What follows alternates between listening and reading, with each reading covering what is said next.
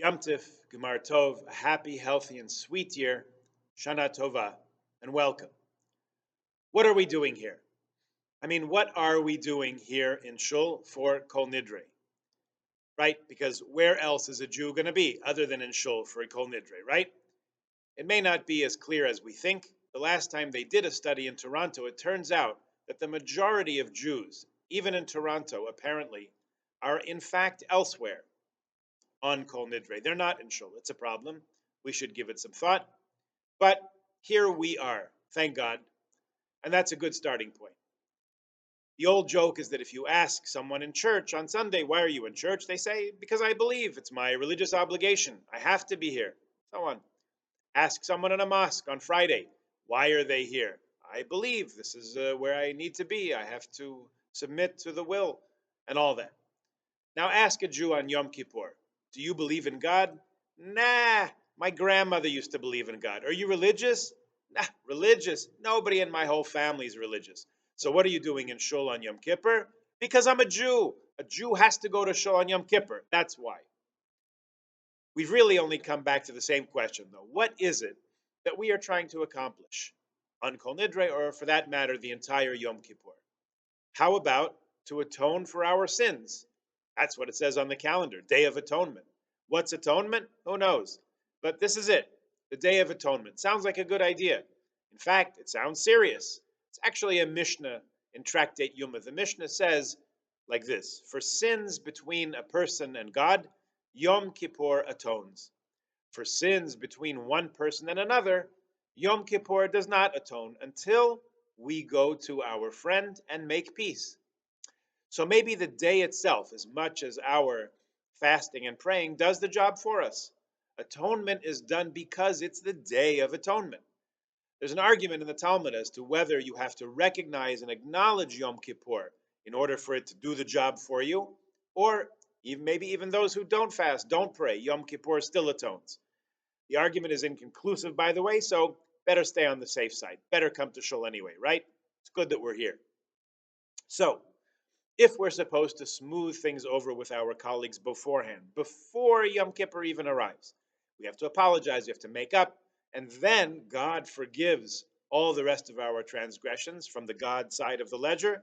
So, what's left for us to do in these 24 hours between Kol Nidre and the end of Ne'ilah? In other words, what are we doing here?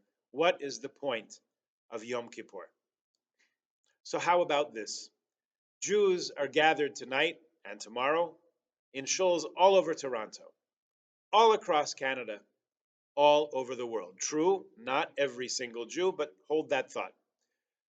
How about if spending the next 24 hours together is meant to help us experience and strengthen and create and nourish Ahavat Yisrael, love of another Jew, Ahavat Yisrael.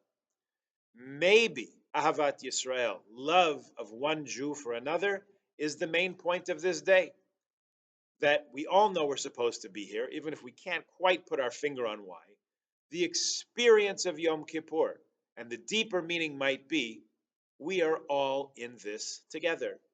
We're all in this together.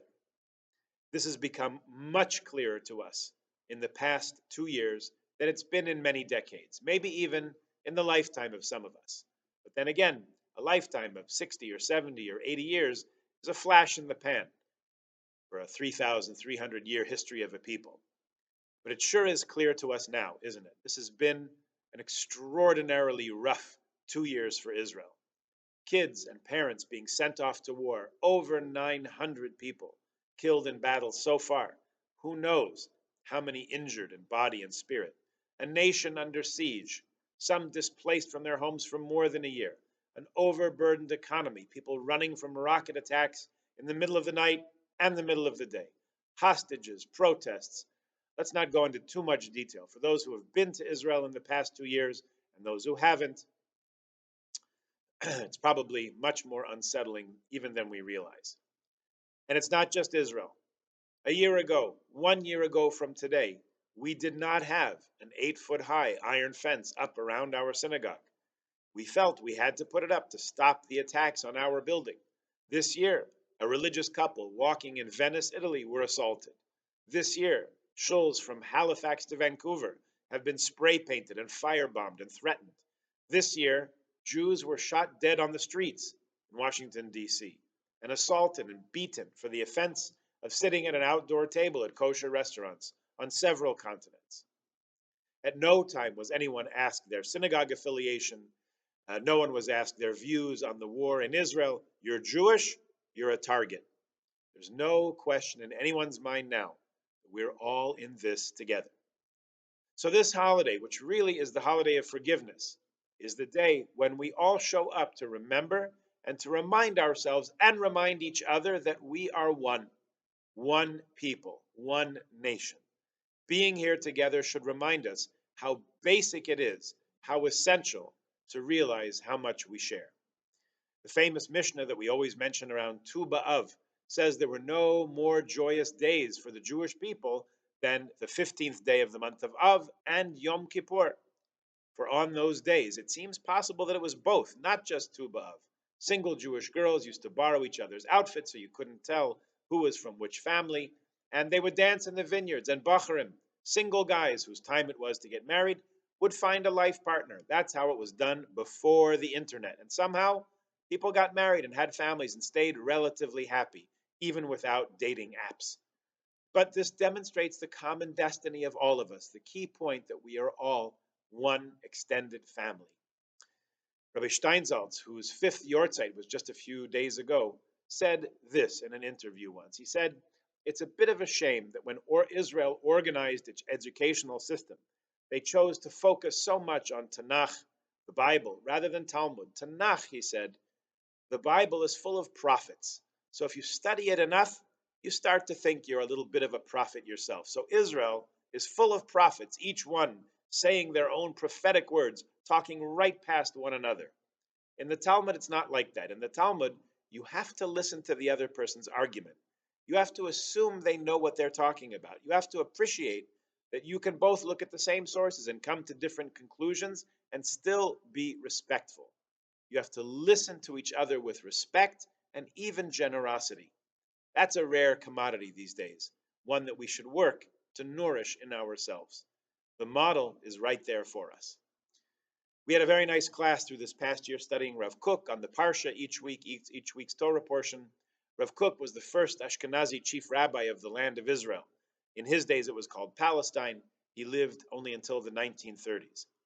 His chavrusa, his friend and student and study partner, Rav David Cohen, told in Rav Kook's name the objective, the point of davening all day on Yom Kippur is to achieve a complete and all-encompassing love for God, which we express when we cry out Shema Yisrael at the top of our lungs at the end of Ne'ilah.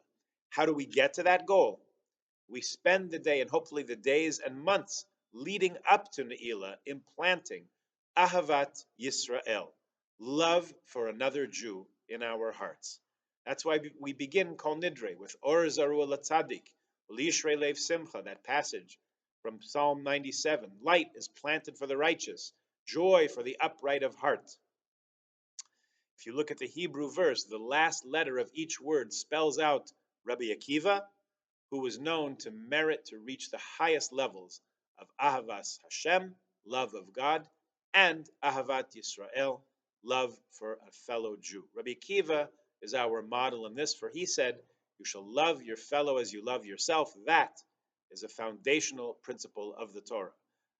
We have to love ourselves first to be able to love another. That's also some work, but we're capable of it. We're capable of amazing things if we only believe that we can. One year Yom Kippur, there was a Jew called Mendel. He was sent to Siberia, put in the Gulag in Russia for helping other Jews. He felt we're all in this together. He could daven the Shabbos davening by himself and most of Kol Nidrei, but when it came to the Musaf of Yom Kippur, he could remember some of it, but not all. As he was saying the parts that he remembered, he came to the prayer of V'chol Ma'aminim, all our believers. And he thought to himself, is that really true?